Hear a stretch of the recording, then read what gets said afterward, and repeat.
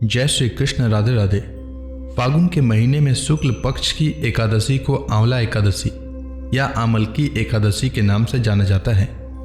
इस दिन आंवले के पेड़ के पूजन का विशेष महत्व है। आंवले के पेड़ के पूजन को साक्षात भगवान विष्णु का पूजन माना गया है। मान्यता है कि एकादशी के दिन ही ब्रह्मा जी के अश्रु श्रीहरि के चरणों में गिरकर आंवले के पेड़ में तब्दील हो गए थे। तब से इस एकादशी को आमलकी एकादशी के रूप में पूजा जाने लगा और इसमें नारायण की पूजा के साथ साथ आंवले के पेड़ का पूजन किया जाता है। साथ ही भगवान विष्णु को आंवला अर्पित किया जाता है। इस बार आंवला एकादशी 10 मार्च को है। मान्यता है कि इस दिन आंवले से जुड़े कुछ उपाय किए जाएं तो आपकी तमाम समस्याएं दूर हो सकती है।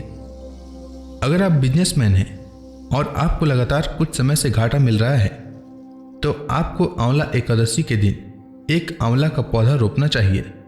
इस पौधे में जल देने के बाद इसका पूजन करें और इसके नीचे दीप प्रज्वलित करें। कुछ समय में आपको शुभ प्रभाव दिखने लगेगा। जैसे जैसे पौधा बढ़ेगा आपके बिजनेस में भी ग्रोथ तेजी से बढ़ने लगेगी।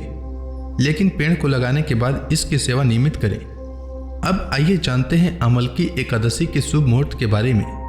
फागुन मास के शुक्ल पक्ष की एकादशी तिथि की शुरुआत 9 मार्च को सुबह 7:45 से होगा और एकादशी तिथि का समापन 10 मार्च को सुबह 7:44 तक होगा और द्वादशी तिथि की समाप्ति 11 मार्च को सुबह 8:13 पर होगा। उदया तिथि के नियमानुसार फागुन मास के शुक्ल पक्ष की एकादशी 10 मार्च को है, इसलिए आंवला एकादशी व्रत 10 मार्च को रखा जाएगा। 10 मार्च को सूर्योदय का समय सुबह 6:36 और सूर्यास्त का समय शाम 6:27 रहेगा। इस दिन ब्रह्म मुहूर्त सुबह 4:59 से सुबह 5:48 तक, अभिजीत मुहूर्त दोपहर 12:08 से दोपहर 12:55 तक, विजय मुहूर्त दोपहर 2:30 से दोपहर 3:17 तक और गोधूली मुहूर्त शाम 6:24 से शाम 6:49 तक रहेगा। जो लोग एकादशी व्रत 10 मार्च को रखेंगे उनके लिए एकादशी व्रत पारण का समय 11 मार्च को सुबह 6:35 से सुबह 8:13 तक रहेगा। उन्हें इसी समय व्रत का पारण करना चाहिए, क्योंकि एकादशी व्रत नियम के अनुसार एकादशी व्रत का पारण सूर्योदय के बाद द्वादशी तिथि समाप्त होने से पहले और हरिवासर के बाद कर लेना चाहिए और 11 मार्च को द्वादशी तिथि सुबह 8:13 तक समाप्त हो जाएगी। आमलकी एकादशी को सभी एकादशियों में विशेष स्थान प्राप्त है। आंवला एकादशी के दिन आंवला का उपटन, आंवले के जल से स्नान, आंवला पूजन, आंवला का भोजन और आंवले का दान करना चाहिए। आंवला को भगवान विष्णु ने आदि वृक्ष के रूप में प्रतिष्ठित किया है। ऐसे में आंवले के पेड़ की पूजा करना विशेष शुभ माना जाता है और यह भी कहा जाता है कि इसके हर हिस्से में देवत्व समाया हुआ है। आंवला के पेड़ को भगवान विष्णु का निवास माना जाता है।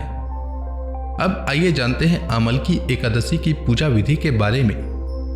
आमलकी एकादशी में आंवले का विशेष महत्व है। इस दिन पूजन से लेकर भोजन तक हर कार्य में आंवले का उपयोग होता है। आमलकी एकादशी के दिन सुबह उठकर भगवान विष्णु का ध्यान कर व्रत का संकल्प करना चाहिए। व्रत का संकल्प लेने के बाद स्नान आदि से निवृत्त होकर भगवान विष्णु की पूजा करना चाहिए। घी का दीपक जलाकर विष्णु सहस्त्र नाम का पाठ करें। पूजा के बाद आंवले के वृक्ष के नीचे नवरत्न युक्त कलश स्थापित करना चाहिए।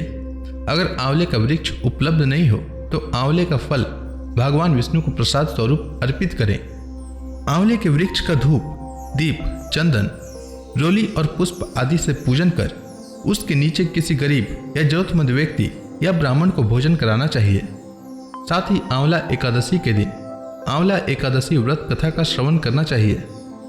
अगले दिन यानी द्वादशी को स्नान कर भगवान विष्णु के पूजन के बाद ब्राह्मण को कलश, वस्त्र और आंवला आदि दान करना चाहिए। इसके बाद भोजन ग्रहण कर व्रत का पालन करना चाहिए। उम्मीद है आपको आंवला एकादशी व्रत से जुड़ी जानकारी अच्छी लगी होगी। अगर आपको यह वीडियो अच्छी लगी तो कमेंट सेक्शन में भगवान विष्णु की जय लिखना न भूलें। साथ ही मेरे चैनल को सब्सक्राइब करें और इस वीडियो को लाइक करें। धन्यवाद।